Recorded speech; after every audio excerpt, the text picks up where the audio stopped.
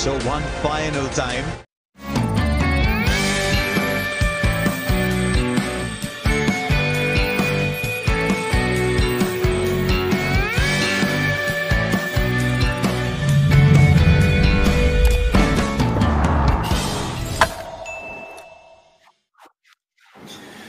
भाई बहुत ही भयंकर बात हो गई पिछली बार कि 3 मैच की श्रृंखला में भारत ने पहला मैच जीत लिया। ऐसा होता है नहीं, पर ऐसा हुआ। ये क्यों हुआ, ये कैसे हुआ, ये कब हुआ, ये कहां हुआ, इन सब सवालों के जवाब आपको मिलेंगे यहाँ क्रिक बज़ लाइव में। मैं हूं गौरव कपूर, मेरे साथ हैं वीरेंद्र सहवाग। वीरू, ये मैं सिर्फ इतना बता सकता हूं कि ये कहां हुआ। ये पुणे में हुआ। अभी भी पुणे में ही हो रहा है। और ये तो हमारे दर्शक भी जानते हैं गौरव, कुछ ऐसा बताइए जो हमारे दर्शक नहीं जानते। अच्छा, तो मैं उनको ये बताता हूं कि जो कैसे हुआ ये तो हमारे बड़े भाई साहब हैं अजय जडेजा जी, जो जन्म वगैरह कुंडलियां देख के बता सकते हैं हमें कि क्या होता है। आज उनके क्लाइंट्स ज्यादा आए हुए हैं ना, इसलिए आज हमारे साथ नहीं जुड़े। आज बिल्कुल, आज ना क्या है कि मुहूर्त नहीं निकला हुआ 1 बजे का। उनका मुहूर्त निकला है 1:06 का, 1:06 PM पे वो हमारे साथ आ जाएंगे, पर हमारा मुहूर्त था 1 बजे का, हम सब आ गए हैं।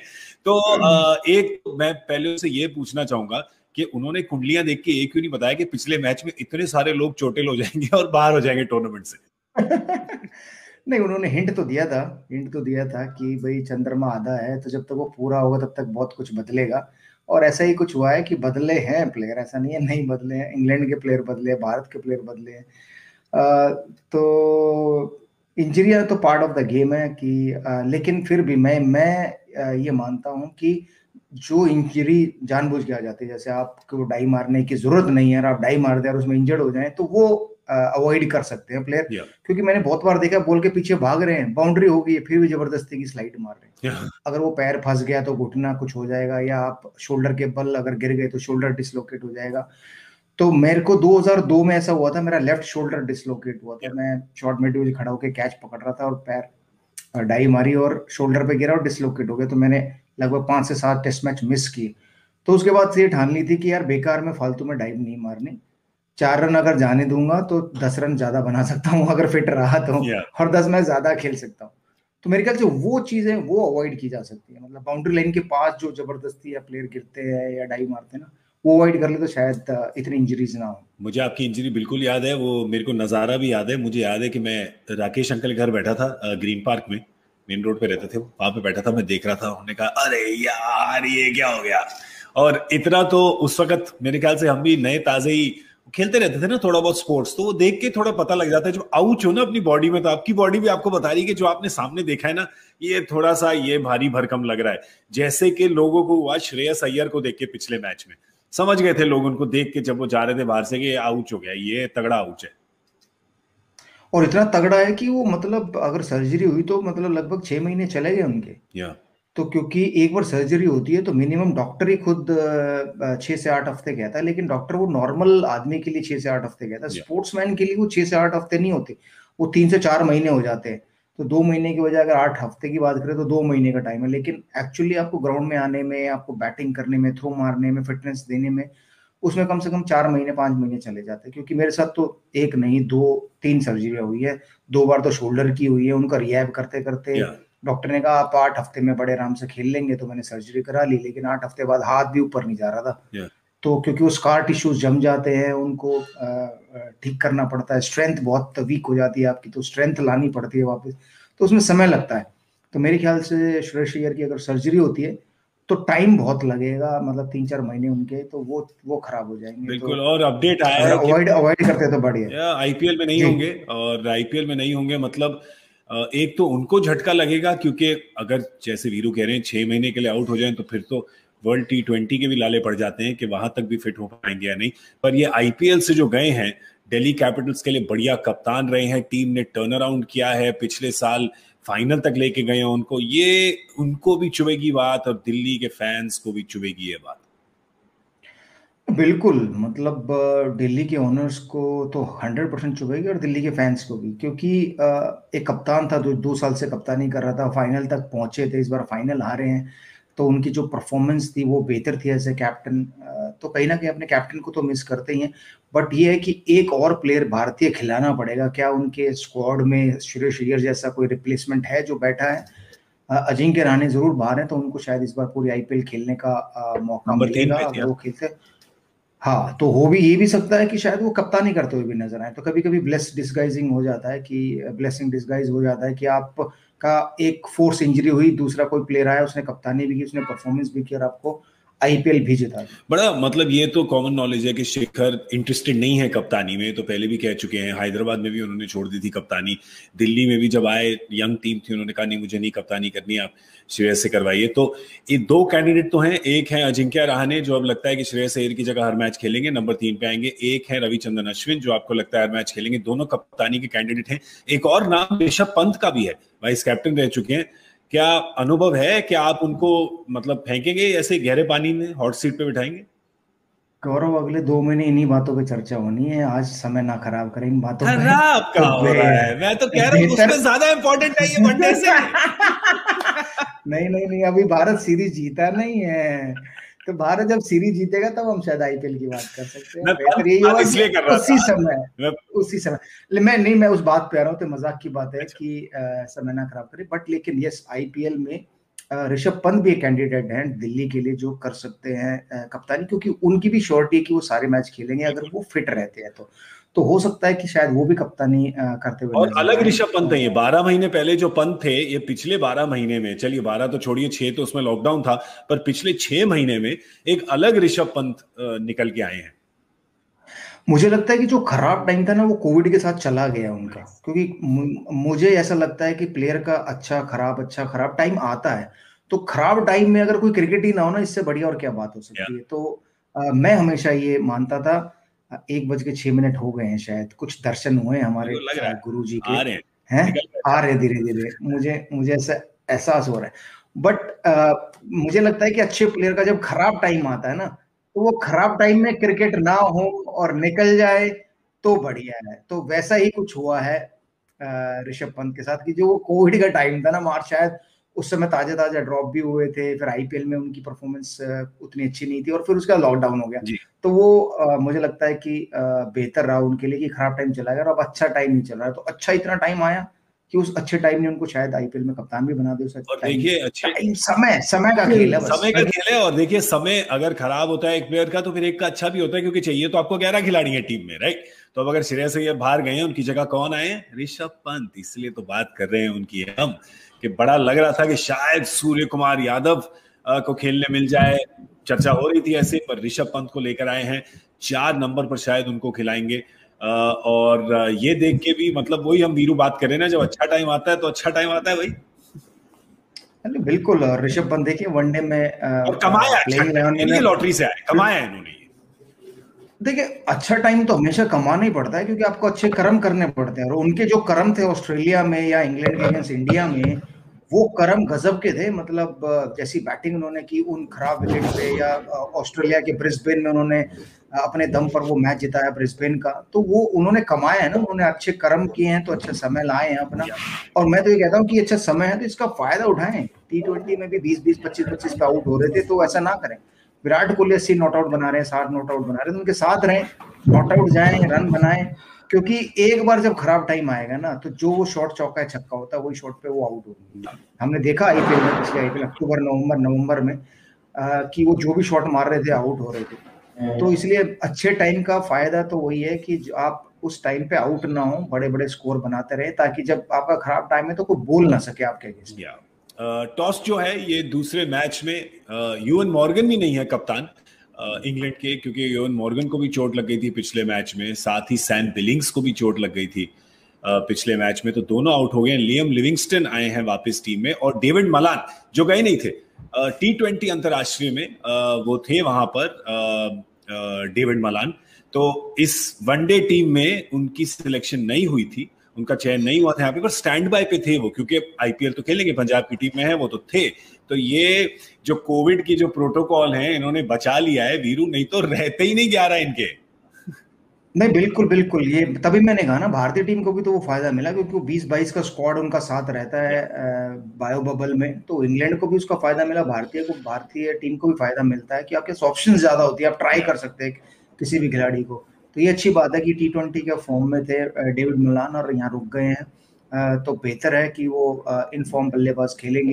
तो जो शायद जो रूट की बात कर रहे थे या मॉर्गन की बात कर रहे थे, रोल अदा करे, शायद डेविड मिलान वो रोल अदा कर सके अपनी टीम के लिए। बिल्कुल, क्योंकि बल्लेबाजी में तो धक्का पड़ा ही है इनको, गेंदबाजी में भी धक्का पड़ा है, क्योंकि जोफ्रा आर्चर तो पहले ही चोटिल होके जा चुके थे, अब मार्क वुड भी नहीं है टीम में, तो दोनों करण भाई खेल रहे हैं और साथ में तेज गेंदबाजी करेंगे रीस टॉपली लेफ्ट आर्म से डालते हैं।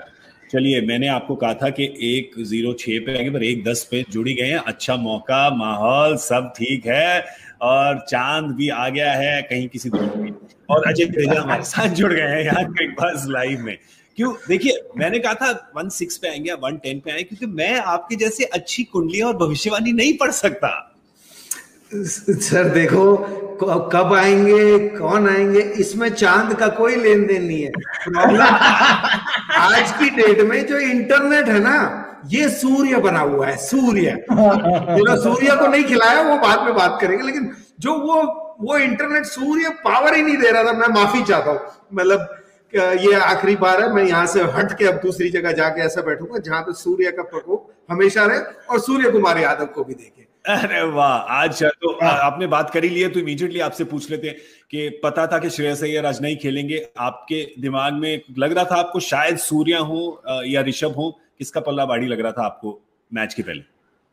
देखिए, कोई डाउट नहीं है, दोनों आउटस्टैंडिंग प्लेयर है। मैं मानता था कि ऋषभ पंत को जब आपने पिछले मैच में भी नहीं खिलाया, क्योंकि ऐसा नहीं है कि आप, क्योंकि वहां पे भी आप खिला सकते थे, जब वहां नहीं खिलाया तो फिर आपने जो उनकी परफॉर्मेंस है, थोड़ी देर में सुन रहा था आपको, जो ऑस्ट्रेलिया में उन्होंने कर्म किए हैं जिसकी वजह से वो अब खुद अर्न कर रहे हैं, वो तो इस मैच से पहले भी था। सूर्य एक नया उदय हुआ था जो अभी हुआ है, तो इसलिए मैं उम्मीद कर रहा था, या तो फिर सूर्य को आप पहले ही नहीं खिलाते, तो मेरे हिसाब से तो सूर्य खेलता था। ऑल्दो मैं ऋषभ का सबसे बड़ा फैन हूं, इसमें डाउट नहीं, लेकिन जिस तरह से टीम सोचती है कि भाई ये सोच रही है आगे जाने की, और अगर आपने पिछले में उनको छोड़ा हुआ था टीम में होते हुए, फिर जब रिप्लेसमेंट हुई थी तो उस नंबर पे, क्योंकि स्टाइल जो है, अंदाज जो है श्रेयस अय्यर का, जो स्टाइल खेलने का, उसमें सूर्य ज्यादा बढ़िया फिट होते थे। और लिस्टे का रिकॉर्ड बढ़िया रहा है, मतलब हर चीज में, डोमेस्टिक क्रिकेट में तो क्या कहें सूर्य कुमार यादव के बारे में। पर वीरू, ये बड़ा अच्छा पॉइंट है उनका कि 2 पॉइंट उन्होंने जो कहे कि आपने ऑलरेडी डिसाइड कर लिया कि जो ऋषभ पंत की जगह थी वो केएल राहुल ने लिए, क्योंकि विकेट कीपर बैट्समैन चाहिए आपको नंबर 5 पे, तो आपने 1 साल पहले ही चयन कर लिया था और कहा था कि केएल राहुल उस पोजीशन पे खेलेंगे। और अगर आपने सूर्य कुमार को लिया है एक दिवसीय की टीम में, और अगर वो 4 पे खेल सकते हैं, सूटेड हैं, तो फिर आप ये ऋषभ को 4 पे खिला के कहीं और फ्यूचर में कंफ्यूजन तो नहीं क्रिएट कर रहे हो यार गौरव? लेकिन एक समय ऐसा भी था कि Rishabh Pant as a batsman खेल रहे थे और हर जगह फील्डिंग करते हुए नजर आ रहे थे, वो भी तो समय था। तो जो ये कहते हैं विराट कोहली मैनेजमेंट, उन पे भरोसा करना थोड़ा मुश्किल है, क्योंकि कहते कुछ है, कभी कभी हो कुछ और जाता है, कर कुछ और देते हैं। तो वो मुझे नहीं लगता कि जो स्टेटमेंट, जैसे उन्होंने कहा कि भाई केएल राहुल और रोहित शर्मा ही ओपन करेंगे, पता चला खुद ओपनिंग करने आ गए रोहित शर्मा के साथ, तो फिर उस तरह की स्टेटमेंट क्यों दी? क्या मीडिया प्रेस में जाके ऐसे बोलो? तो मुझे लगता नहीं कि वो जो कहते हैं वो उस पर कितना अमल करते हैं, क्योंकि वो डेली बेसिस पे उनके थॉट्स बदलते रहते हैं, और डेली बेसिस पे जो थॉट बदलते हैं तो फिर उसके हिसाब से टीम भी बदल देते हैं। तो शायद ऋषभ पंत को जिस तरीके से वो खेल रहे थे, जिस फॉर्म में थे, शायद उसकी वजह से उनको लिया है।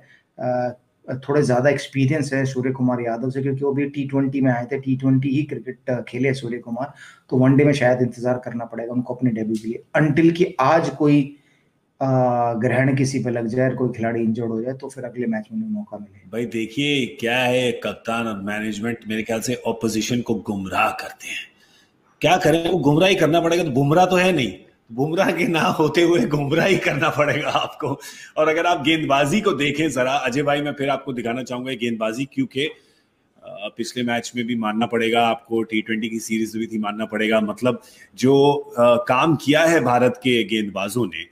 और यहाँ पर आपके पास हैं दोनों पंड्या भाई, उनके पास 2 करण भाई, हमारे पास 2 पंड्या भाई। कुलदीप यादव पे विश्वास रखा है इन्होंने, उनको अभी भी रखा है टीम में, और हैं भुवी, शार्दुल और प्रसिद्ध कृष्णा, जिनका जो वेलकम हुआ था, थोड़ा हैप्पी बर्थडे कर दिया था इंग्लैंड ने उनका, पर उन्होंने वापस आके फिर अच्छा रिटर्न प्रेजेंट दिया इंग्लैंड को। अच्छा टेम्परामेंट दिखाया, क्योंकि आसान नहीं होता वहां वापसी करना। जो सबसे अच्छा लगा उस लिस्ट में मुझे जो कुलदीप यादव को रिटेन किया है, क्योंकि एक मैच में नहीं तो चले गए मुझे लग रहा है। अजय भाई चले गए हैं दोबारा, उनका सूर्य काम नहीं कर रहा है, सनराइज नहीं हो रहा आज गोवा तो नहीं, बट बॉलिंग की बात करते हैं वीरू, भुवी की बात कर रहे थे हम, भुवी नहीं, बट वो कुलदीप यादव की बात करते कि सही, मतलब खुश हैं वो अजय भाई की कुलदीप यादव को रिटेन किया है, क्योंकि उसको जैसे उन्होंने बॉलिंग की पिटाई खाई तो उसके बाद लगता है ऐसा कि शायद उनको मैच नहीं खिलाएंगे, बट ये अच्छी बात है कि उनको खिलाया है, और मेरे ख्याल से निर्णय ले चुके कि 3 वनडे शायद उनको खिलाएंगे ताकि थोड़े बहुत वो रिदम में आए, थोड़ी अच्छी गेंदबाजी करे, भारत को थोड़ा फायदा मिले। तो Kuldeep, so that's a good thing, क्योंकि हम कभी क्रिटिसाइज करते हैं कि टीम को, क्या आपने बॉलर को, और आपने भी कहा था कि बॉलर को बड़े कम चांसेस देते हैं, आपने एक में रखा फिर छोड़ दिया, तो ये तो अच्छी बात है कि एक मैच अगर बुरा, देखिए कॉन्फिडेंस जो कुलदीप यादव का ज्यादा खेलने को नहीं मिला है उनको पिछले कुछ सालों में, आईपीएल टीम से भी छोड़ दिए गए हैं, कोलकाता से एक टाइम पे मेन बॉलर हुआ करते थे, फिर उसके बाद वरुण चक्रवर्ती उनके आगे निकल गए पिछले आईपीएल में, तो ऐसा कॉन्फिडेंस को जो मनोबल होता है उसमें धक्का तो लगता है बिल्कुल प्लेयर का। अब वापस ला रहे हैं उनको अंतरराष्ट्रीय क्रिकेट में उसी टीम के खिलाफ जिनकी वजह से ये बाहर हुए थे टीम से, तो जरूर चांस दीजिए, और हो सके तो तीनों में चांस दीजिए, क्या पता आज उनका दिन की बात अगर करें वीरू, तो प्रसिद्ध कृष्णा ने बहुत अच्छा टेम्परामेंट दिखाया। आई थिंक अजय भाई इसी के बारे में बात कर रहे थे, और आई थिंक आ गए वापस। आई थिंक सनराइज बॉलर की बात कर रहे हैं प्रसिद्ध कृष्णा, क्योंकि उनका भी सूर्योदय हुआ है, तो आपके भी इंटरनेट का सूर्योदय हो गया है, तो बताइए प्रसिद्ध के बारे में।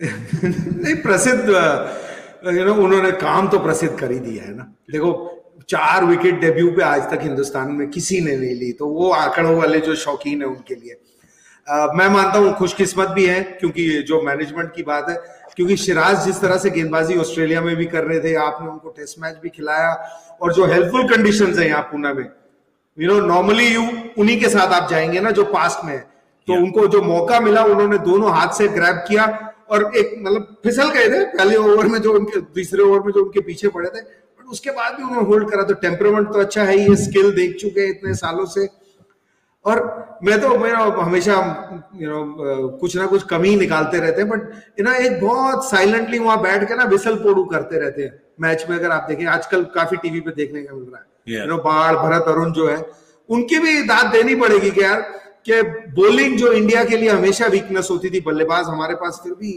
हमेशा 5, 6, 7 एक्स्ट्रा होते थे, इनके होते होते ये बात पक्की हो गई है कि अब गेंदबाजों की भी ना कोई कमी आसपास नजर नहीं आती, क्योंकि प्रसिद्ध कृष्णा को जो मौका दिया उन्होंने, क्योंकि नहीं तो नॉर्मल सिस्टम में सिराज ही आते पहले सीनियर खेलते, तो जो उनको मौका मिला उन्होंने बहुत बढ़िया ग्रैब किया है, और एक अटैकिंग बॉलर है, और attacking not in the sense कि एक होता है ना कि यार ये यॉर्कर ही डालते हैं एंड में, या ये बॉल डालते हैं, ये वो बॉलर है जो बीच में जो गेम सबसे मुश्किल होती है, 6 बॉलें लेंथ पे, हार्ड लेंथ जो बोलते हैं ना, वो ये गेंदबाजी करते हैं, जो कि मोहम्मद शामी के पास कंपेयर नहीं कर रहा प्लीज, क्योंकि एक तो क्या होता है हम जैसे किसी का नाम होता है, लेकिन एक वो लेंथ जो है अच्छी डालने वाली वो इनके पास है, और उछाल 4 में से 3 आउट ऐसे हुए हैं वो ऐसे ड्राइव करने के ऊपर आगे लगी, सो इनके पास अतिरिक्त उछाल भी बहुत। कहा भी था इन्होंने इनफैक्ट मैच की बात, कहते हैं मैं hit the deck kind of bowler होना चाहता हूं, तो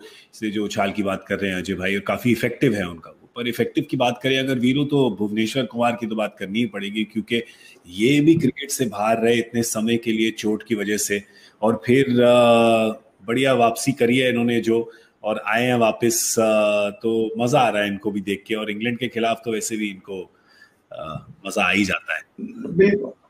बिल्कुल भुवी एक ऐसे गेंदबाज हैं जिनके लिए ये बेस्ट कंडीशंस हैं पुणे की विकेट की, क्योंकि जहां पर थोड़ी बहुत भी मदद होती है ना विकेट से या एटमॉस्फेयर से, तो भुवी सबसे ज्यादा फायदा उठाते हैं उनका, तो उनकी इन स्विंग आउट स्विंग दोनों बड़े काम में आती है, तो इसलिए सबसे किफायती गेंदबाज वो रहते हैं।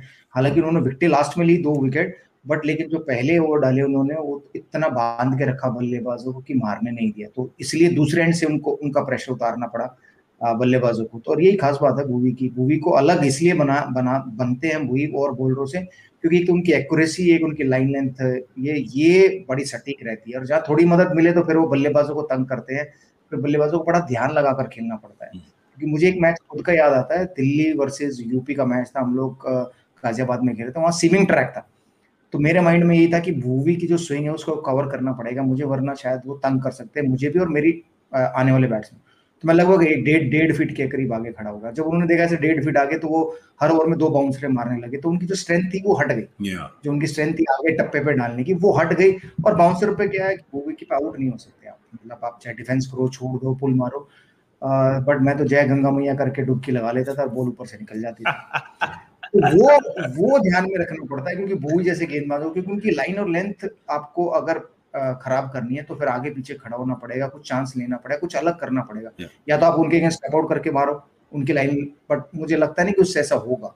तो इसीलिए बेहतर है कि उनको आप क्वाइटली खेल लो उनके 3-4 ओवर और दूसरे एंड से आप अपना अटैक कर। भुवी का जो स्टॉक था अजय भाई बहुत हाई था जब वो इंजर हुए, गेम से बाहर गए। आई मीन किसी भी खिलाड़ी के लिए जब आप ठीक होकर आए, जब आपकी चोट ठीक हो जाए, वापस आए टीम में, वैसे भी मुश्किल होता है। इस टीम में वैसे भी बढ़िया गेंदबाज है, शमी इतना अच्छा कर रहे हैं, बुमराह इतना अच्छा कर रहे हैं, कहीं पे जो ये किंग पिन बॉलर थे भुवी, और लोग तो आजकल 1-1, 2-2 मैच में भूल जाते, तो सीजन तो बहुत बड़ी बात होती है।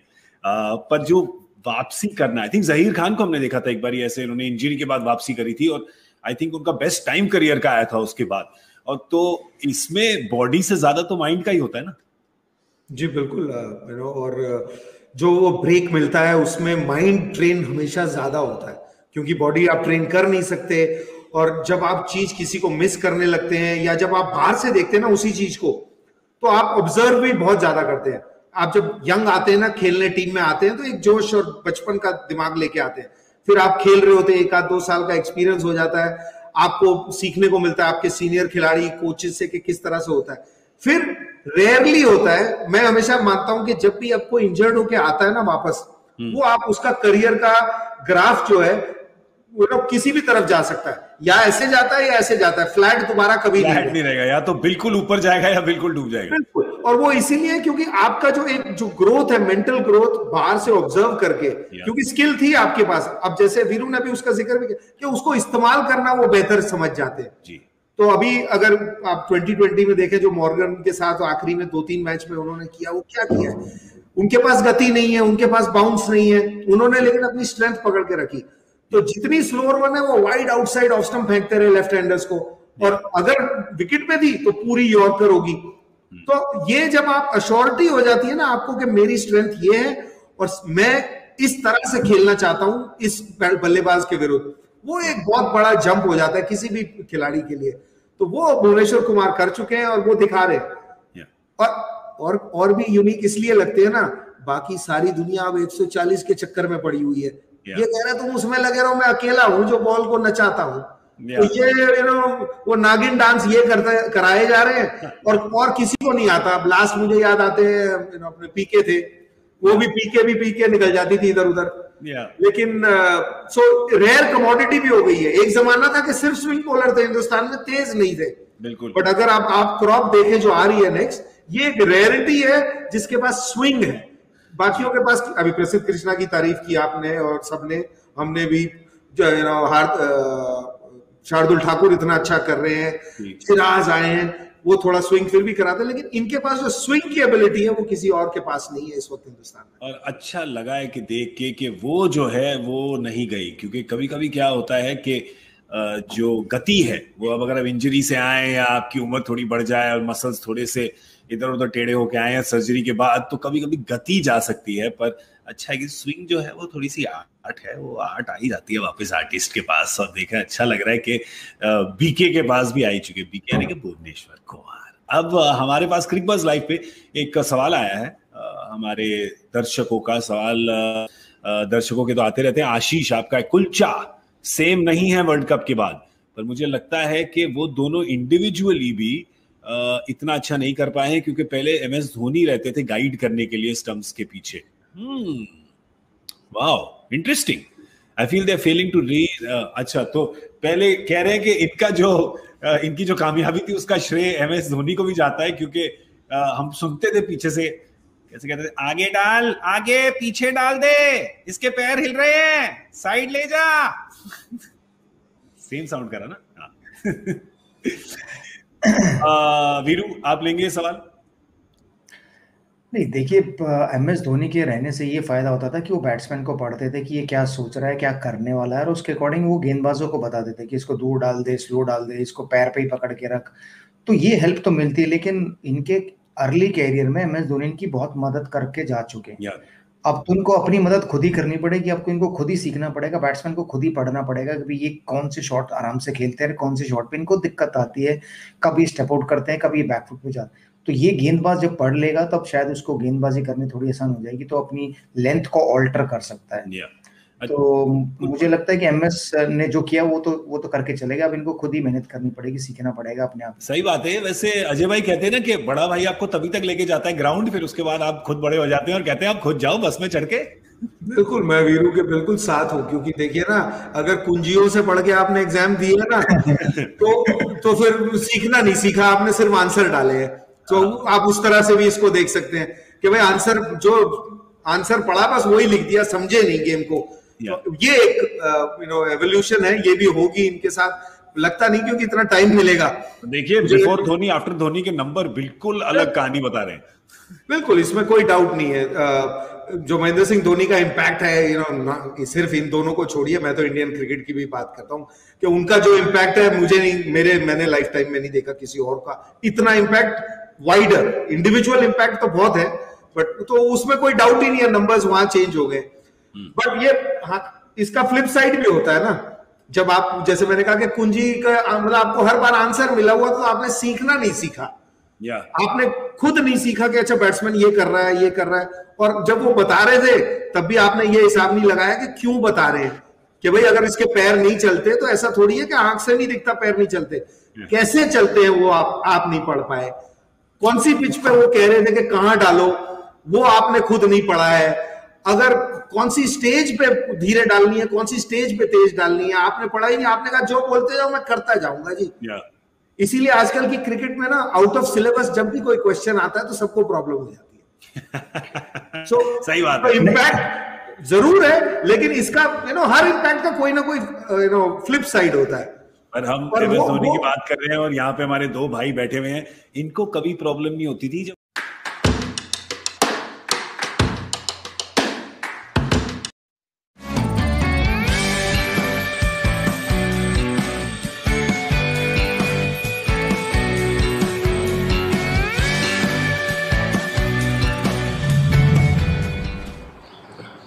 India versus England second ODI आज खेला जाएगा। दूसरा वनडे सीरीज जीतने पर रहेंगी टीम इंडिया की नज़रें। भारत और इंग्लैंड के बीच 3 मैचों की वनडे सीरीज का दूसरा मुकाबला आज दोपहर 1:30 बजे पुणे के महाराष्ट्र क्रिकेट स्टेडियम में खेला जाएगा। पहले मुकाबले में धमाकेदार जीत दर्ज करने वाले टीम इंडिया इस मुकाबले को जीतकर सीरीज अपने नाम करना रहेगी। वहीं इंग्लैंड की नज़र इस मैच को जीतकर सीरीज में बने रहने पर रहेंगे। दूसरे वनडे में मिडिल ऑर्डर बल्लेबाज श्रेयस अय्यर चोट के कारण नहीं खेलेंगे। अय्यर को मैच में फील्डिंग के दौरान कंधे पर चोट लगी थी, वह वनडे सीरीज से बाहर होंगे। अब यह देखना दिलचस्प होगा कि अय्यर की जगह किसे मौका दिया जाएगा। ऐसी संभावना है कि सूर्य कुमार यादव उनकी जगह ले सकते हैं। इयन मॉर्गन और सैम बिलिंग्स भी नहीं खेलेंगे दूसरा वनडे सीरीज में। 0-1 से पिछड़ने के बाद इंग्लैंड के 2 बड़े झटके लगे हैं। चोट के कारण नियमित कप्तान इयन मॉर्गन भी वनडे सीरीज से बाहर हो गए हैं। उनकी जगह विकेटकीपर बल्लेबाज जॉस बटलर टीम का नेतृत्व करेंगे। वहीं सैम बिलिंग्स भी चोट की जगह से दूसरे वनडे टीका नहीं करेंगे। इस दोनों खिलाड़ियों को पहले वनडे के दौरान चोट लगी थी। डेविड मलान और लियाम लिविंगस्टन को मिलेगा मौका। इयन मॉर्गन की जगह इस मैच में डेविड मिलान को मौका मिलने की संभावना है। मलान स्टैंड बाय प्लेयर के रूप में वनडे टीम से भी जुड़े हुए थे। मलान 3 नंबर पर बल्लेबाजी कर सकते हैं। वही सैम बिलिंग्स की जगह लियाम लिविंगस्टन को वनडे क्रिकेट में डेब्यू करने का मौका मिल सकता है। इस मुकाबले के लिए दोनों टीम इस प्रकार है। भारत की team Virat Kohli as a कप्तान, रोहित शर्मा एज अ उप कप्तान खेलेंगे, Shikhar Dhawan, Shubham Gill, Surya Kumar Yadav, Hardik Pandya, Rishabh Pant as a wicket keeper, KL Rahul as a wicket keeper, Yuzvendra Chahal, Kuldeep Yadav, Krunal Pandya, Washington Sundar, T Natarajan, Bhuvneshwar Kumar, Mohammed Siraj, Prasidh Krishna और शार्दुल ठाकुर। और इंग्लैंड की टीम में Jos Buttler as a captain, Moeen Ali, Jonny Bairstow, Jos Buttler, Sam Curran, Tom Curran, Liam Livingstone, Matt Parkinson, Adil Rashid, Jason Roy, Ben Stoke, David Malan, Reece Topley and Mark Wood. और आज खास बात है, India versus England का second live Pune में यह match खेला जा रहा है। सीरीज में कब्जा मिलेगी जो दूसरी और मेहमान इंग्लैंड हर हाल में वापसी करना चाहेंगे, क्योंकि मुकाबला करो या मरो का है। टॉस गंवाकर भारतीय टीम के लिए रोहित शर्मा और शिखर धवन ने मोर्चा संभाल लिया है। टीम इंडिया की बल्लेबाजी शुरू से भारत की सलामी जोड़ी मैदान पर पहुंच चुके रोहित शर्मा और शिखर धवन की जोड़ी का सामना करने के लिए सैम करन भी पूरी तैयार है और पहला ओवर फेंकेंगे। और आमने सामने मैच अब तक का 101, भारत जीते हैं 54 मैचेस और इंग्लैंड 42, और अब तक की टाई 2 मैचेस और बेन जीता 3। सूर्य कुमार यादव को करना होगा इंतजार। श्रेयस अय्यर के चोटिल होने के बाद संभावना जताई जा रही है सूर्य कुमार यादव की टी20 के बाद इसी सीरीज के वनडे डेब्यू भी कर लेंगे, लेकिन ऐसा न हो सका। 360 डिग्री कोण पर शॉट लगाने का हुनर रखने वाले सूर्य कुमार ने टी20 सीरीज में सभी को प्रभावित किया था। शानदार प्रतिभा के धनी दाएं हाथ के बल्लेबाज को डेब्यू टी20 बल्लेबाजी का मौका नहीं मिल पाया था, लेकिन दूसरे मैच में उन्होंने शानदार 57 रन ठोक दिए थे। तीसरे मैच में 32 रन की बढ़िया पारी खेली थी। भारत के विराट कोहली एज अ कप्तान हमें दिखेंगे। मॉर्गन की जगह बटलर इंग्लैंड के कप्तान हैं। बटलर इंग्लैंड के कप्तान हैं। चोटिल होकर सीरीज से बाहर हुए कप्तान मॉर्गन टीम में कई बदलाव हुए हैं। टी20 के नंबर 1 बल्लेबाज डेविड मलान, लिविंगस्टन और टॉप प्लेइंग वे 11 का हिस्सा है। इयन मॉर्गन के साथ साथ चोटिल, सैम बिलिंग्स और मार्को टीम का हिस्सा नहीं है। श्रेयस अय्यर के चोटिल होकर बाहर होने के लिए बाद ऋषभ पंत को टीम में जगह मिली है। वह बतौर विकेट कीपर प्लेइंग 11 का हिस्सा होंगे, जिससे केएल राहुल से अतिरिक्त दबाव हटेगा। करो या मरो के मुकाबले में भारतीय टीम को टॉस गंवाकर पहले बल्लेबाजी करना होगा। पिछले मैच में भी इंग्लैंड ने टॉस जीतकर लक्ष्य का पीछा करने का फैसला लिया था, लेकिन कामयाबी नहीं मिली थी।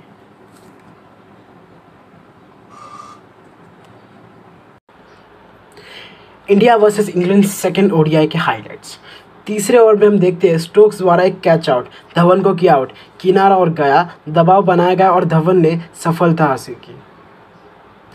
स्टोक्स ने दूसरी स्लिप में इसे अपने दाहिने हिस्से में तान दिया। इंग्लैंड को शुरुआत में पहली सफलता मिली। धवन की कैच बाय स्टोक्स, बॉलर टोपले।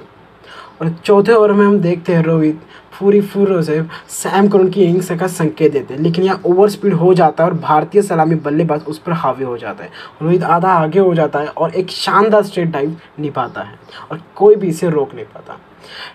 छठे ओवर में हम देखते हैं कि टोपले से राहुल, फिर टोपले पे पहला फिब्री और रोहित को इसे दूर रखने के लिए दूसरे नियंत्रण की आवश्यकता होती है। एक कम फुल टॉस और रोहित कवर पॉइंट में माध्यम से इसे फेंक से पहले बाहर निकलता है और बार को गति देता है। और उसी से छठे ओवर के दूसरी गेंद पर हम देखते हैं कोहली एक शानदार चौका मारता है। इन स्विंगर लेकिन करार अपनी लाइन के साथ गलत कर देता है। पैड पर एक नोकदार गेंद और कोहली आसानी से इसे लपक लेते हैं और इसे फाइन लेग्स फेस को भेज देते हैं कोहली के लिए पहली बाउंड्री। सातवें ओवर में हम देखते हैं कि रिस टोपले की खराब गेंद पैड पर आधा वॉली और दाहिने हाथ के लिए यह आसान उठा। रोहित गेंद का इंतजार करते हैं और एक चौके के लिए स्क्वायर लेग पर स्क्रीन के साथ फ्लिक करते हैं। वहीं हम आठवें ओवर में देखते हैं तीसरी गेंद में फिर से रोहित की तरफ एक चौका, छोटा और व्यापक, एक और हिट में गेंद और रोहित इसके लिए भी भारी टोल लेते हैं। अपने क्रीज में वापस रॉक करता है और बैकवर्ड पॉइंट के सामने कट को दरारा करते हैं और फील्डर के डाइव को उसके दाईं और मारता है और गोलियों से दूर। उसी सातवें ओवर में हम देखते हैं पाँचवें बॉल पर रोहित फिर तीसरी बाउंड्री मारते हैं, पर एक विश रही लघु गेंद और रोहित ने अपने पालतू शॉट्स के लिए खेलता है। मध्य विकेट के ऊपर फ्रंट फुट पुल शॉट, एक आधिकारिक स्ट्रोक और बाउंस से कुछ और बाढ़ में। वही 8वें ओवर में हम देखते हैं कि आदिल रशीद द्वारा एक रोहित का कैच, सैम करन के द्वारा बॉलिंग। अरे प्यारे सैम करन को हिट मी डीरेल के साथ बड़ी मछली मिलती है, एक उचिता साधा वॉली, यह नीचे पैर भी छू रहा है। भारतीय उपकप्तान लाइन के अंदर पहुंच जाता है और स्विंग से दूर हो जाता है, लेकिन उन्होंने फील्डर को पूरी तरह से चुना है। बल्ले का मुंह बंद करके Adil Rashid short fine leg पर अपने दाहिने मुंह पर चले गए। इसे ऊपर ले जाने के लिए वह इसे स्क्वायर के पीछे कभी भी मार सकता था, बदले में फील्डर मिला। इंग्लैंड के लिए भाग्यशाली सफलता थी और उन्होंने दोनों भारतीय सलामी बल्लेबाज को हटा दिया। रोहित की कैच बाय आदिल रशीद और बॉलर सैम करन। और यही 90 ओवर हम देखते हैं टॉम करन के कोहली ने एक सीमे के साथ एक गेंदबाज को बधाई दी। भारतीय कप्तान से नीचे हाथ शक्ति। टॉम करन से बहुत अधिक कोहली अपनी कलाई को खेलने में लाने से पहले आगे और पीछे चलता है, मजबूती से कलाई के मध्य में व्यापक रूप से संचालित। वही 13वें ओवर में हम देखते हैं कि एक ही रन हमें मिलता है। Over speed out, front foot पर स्वीपर कवर करने के लिए एक मजबूत ड्राइव। वही 13 ओवर के हम तीसरे बॉल में एक शानदार चौका देखते हैं कोहली के द्वारा। भारतीय कप्तान ने इसे कठोर हाथों से आगे बढ़ाया और एक अंदर की बढ़त हासिल की, जिसने न केवल स्टंप को बाहर किया बल्कि कीपर को भी आराम से हराया दूर पैर ठीक करने के लिए। वही 14 ओवर सेकंड बॉल देखते हैं हम, वह स्टोक्स को एक यॉर्कर में आग लगी और राहुल ने किसी तरह से इसे दूर किया, अपने बल्ले के सही समय पर नीचे लिया और गेंद कीपर की ओर पहली स्लिप के बीच के गैप से लुढ़कने से पहले बल्ले के बाहरी और निचले हिस्से को रौंद दिया।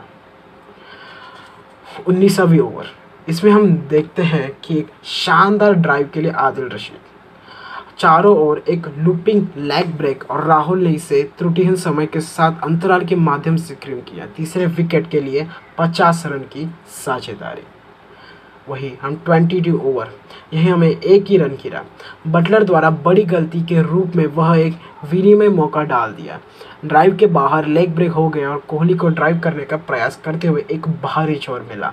बटलर ने अपने दस्ताने उस पर चढ़ाए क्योंकि गेंद ने उसे नट दिया। यह साबित करना कितना महंगा है। 22 के ओवर हम देखते हैं कि मोइन अली ने कोहली को गेंद डाला। यहाँ हमें 2 रन मिलते हैं। क्षेत्र रक्षक के रूप में स्वीपर कवर की ओर गहरी मिसफील्डिंग हमें यहाँ दिखाई देती है। वही 25 के ओवर में हम देखते हैं राहुल की तरह एक 4 रन। गुगली को आदिल खत्म करने के लिए राहुल ने इसे अच्छी तरह से पढ़ा, वापस चट्टानों और उसके वर्ग में कटौती करता। श्रेष्ठता के लिए फील्डर को अंदर से मारते हुए रिंग शुरू में अभी प्रबंधित है। इस अतीत को पाने के लिए जो क्षेत्र रक्षक था बाद में पास घूमना।